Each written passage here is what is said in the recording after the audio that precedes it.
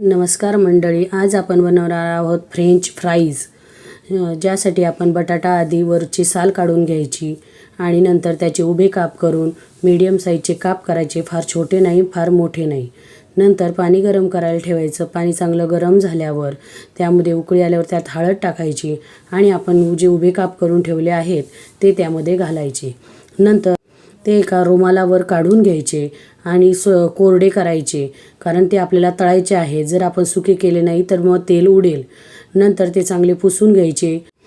त्यामध्ये दुसऱ्या प्लेटमध्ये घेऊन सुके झाल्यावर त्यामध्ये कॉर्न पावडर घालायची आणि कॉर्न पावडर घातल्यावर तेल चांगलं कडक गरम झाल्यावर त्यामध्ये हे काप घालायचे आणि चांगले सोनेरी रंग येईपर्यंत तळून द्यायचे।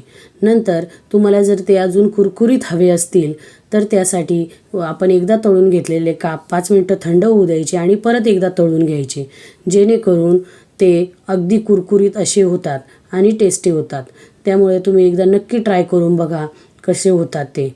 आणि नंतर त्यासाठी आपण एका ताटामध्ये चाट मसाला, लाल तिखट आणि मीठ घेतलं आहे, जे ह्या सगळ्या आपण तळून घेतलेल्या परत डबल तळून घेतलेल्या फ्रेंच फ्राईजवर स्प्रिंकल करणार आहोत। आणि नंतर ते आपलं सर्व करण्यासाठी तयार आहे। आता तन्मयचा हट्ट होता म्हणून मी हे बनवलेत।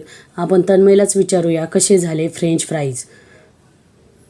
तुम्ही एकदा नक्की बनवून ट्राय करा, तन्मयला फार आवडेल।